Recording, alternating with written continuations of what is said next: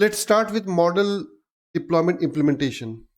Just go to your command prompt and navigate to the folder where you have stored your deployment script. I have stored it within machine learning and within that spam classifier, and then we have training. And now I need to create different virtual environment for model deployment. So I am creating one environment called env serving, right? So once it would be created, we need to activate that environment. So env serving scripts activate. Okay, so now it has been activated.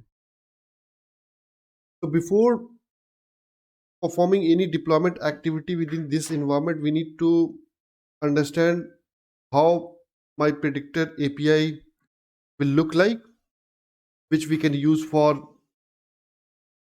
making prediction against new data, right? So I have stored that scripts within my deployment folder. This is predictor.py, which is a simple Flask app. And I have opened that in PyCharm. And if you look the content of this, it's very small Python program which contains 75 lines of code. And the structure of this model is very simple. I have defined what are the different packages we would be needing for making predictions, and followed by some steps required for downloading my model artifacts from S3, which we had stored during model training, right? And then we have defined Flask app, and within that Flask app we have defined some functions which we can use for making predictions, and then we're returning response back to our client. So that's the structure we have followed, and now we'll go line by line to understand what exactly we're doing. So as a part of import, we are simply importing some of the packages required for making model predictions, and here just keep a note of the packages which we have added here. So we have just added the package required for making predictions against new data. No additional package should be added in your ML API, right? Because if you look your training pipeline, we had used multiple packages required for data interpretation or model interpretation, or right. So we had used different type of things, and we had also used different metrics from sklearn, right? Model selection packages, multiple things, right? And probably we would not need all those packages during our model prediction, right?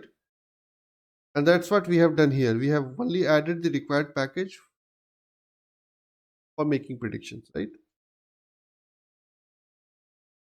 And here I have added the some functions required for making text pre-processing, right? And now I have defined the AWS S3 location from where we need to download model artifacts. So this is the bucket name. This is the model artifact location within AWS S3, right? So within this bucket name, I have created one spam classifier folder, and within spam classifier folder, I have this model artifact. And similarly for vectorizer, this is the vectorizer artifact within the same spam classifier folder. And next I have defined the temporary path where the downloaded file would be stored, right? And next I have defined a statement which will connect my application to AWS S3. Again, if you look this statement, I haven't provided any credentials because credentials would be taken by the profile which we have configured as a part of AWS configure. So that's why I haven't specified any credentials. It will take my configuration from my default profile, and it will connect to AWS. Okay, and these statements are simply downloading model and vectorizer artifacts from S3 location, and all those downloaded file would be stored in the temporary path. So this is the temporary path for vectorizer, and this is the temporary path for model artifacts. After downloading the model artifacts from AWS S3, we would be simply loading those artifacts in the memory, right, so that it would be available for making predictions. Right? So that's what I have done as a part of these two statements, right? So these are some of the prerequisite, right, in order to start building our Flask app. So once that is completed, we'll go to actual Flask application, right? So this is the first application for first statement for any Flask based application, right? So here I'm creating an instance of Flask app, right? So once this would be created like app, here I have created app as an instance of Flask class, right? So what it will do, it will, whenever my Flask application will receive any HTTP request from client, it will parse that request, and it will take the model endpoint, because within this API we have defined different endpoints, and these are the endpoints which we have defined for making predictions, right? And that's the purpose of defining this decorator app dot route, right? So whenever my Flask application will find that this request should be routed to this predict endpoint, my control will come here, and whatever function we have defined below that decorator, it will trigger that function. So this is the actual model inference function which we have defined in this ML API, right? It would be triggered, right? So that's the important thing we need to understand. And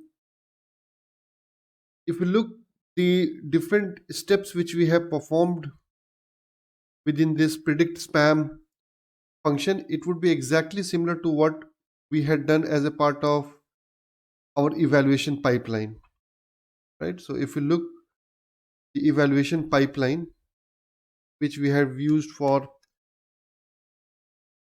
model evaluation,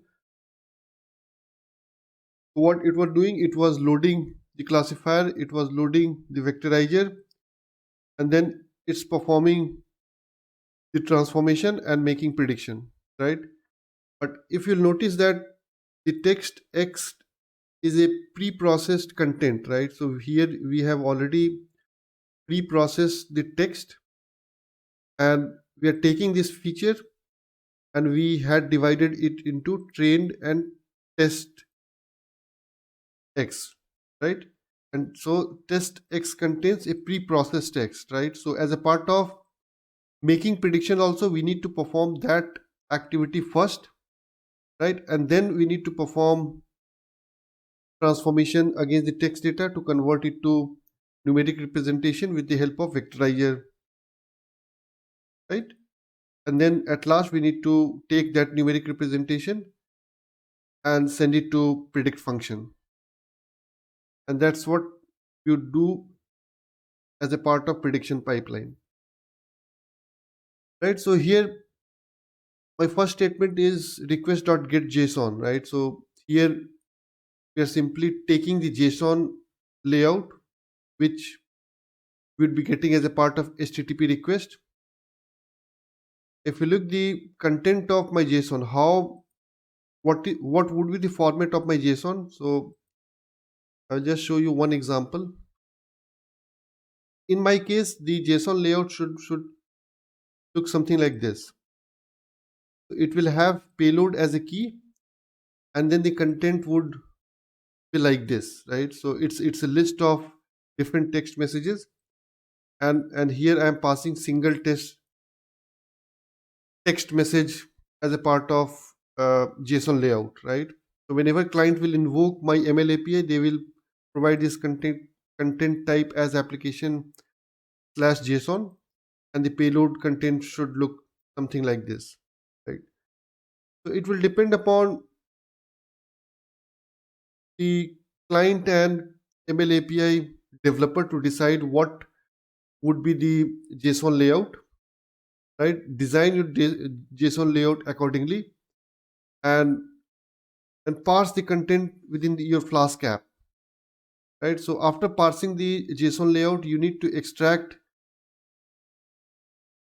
the actual content of my message. So actual content is within the payload key, right? So within that message, we have defined the payload as a key, and that's what we are doing it here. We are extracting the input data by taking payload as a key, and we are storing it within input data variable.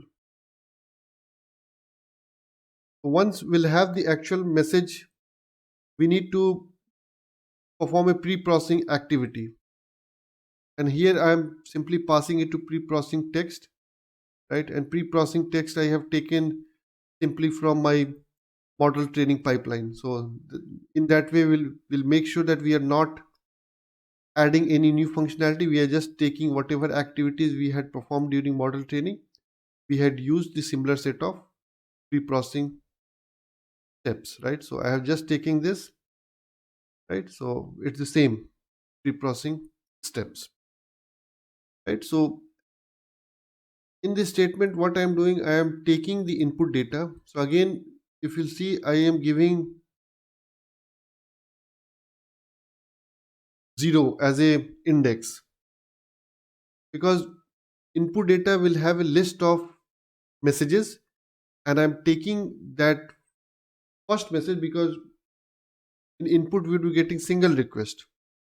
So that's why I am extracting the 0 index to get the first text message, and I'm passing that text message to pre-processing function, and pre-processing function will perform all the pre-processing step. It will return back and it will be stored against input data. And now we'll perform the other steps, right? So we'll take the vectorizer and we'll transform the input content to numeric representation, and that will be stored against data variable. And we'll take that data, we'll pass it to classifier, and this time we will be calling predict _ proba, right? So that will provide the probability of spam and ham messages, right? So that's what I'm doing it here, and this will contain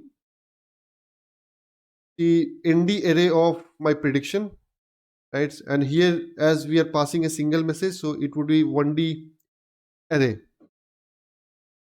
So as a part of response body, we are simply taking the actual probability score by indexing that array, and here I am getting from 0 index the probability score for ham message, and from 1 we are getting the probability score of spam message. So after populating the response body, we need to send that response back to client. So I am just populating the response body with the help of two fields. One is status code, which is HTTP OK, that we have generated the prediction correctly, and here is the body of my response, right? So response body will contain the actual probability score of my ham and spam message. And at last, we would be just structuring the content of response message in a way my client would expect, right? So this JSONify function will format the content in appropriate JSON layout required for client, right? And that's what I'm doing it here, and I'm taking help of this JSONify function from Flask package, right? So that's it from the ML API function. It's a very small function, and the key thing is to understand that the steps should be exactly same to what we had done as a part of evaluation pipeline, right? Once that is done, we need to add that app.run command, and this app.run command will launch a local deployment server, and that will provide your endpoint, so that we can use that endpoint to access my prediction API, right? And we'll get that prediction. So now we'll test those functionality uh, in our local development environment, local deployment environment, and once that local testing is successful, then we'll promote that change to production or within the AWS infrastructure, right? So that's it from the ML API perspective. And now we'll go to actual implementation.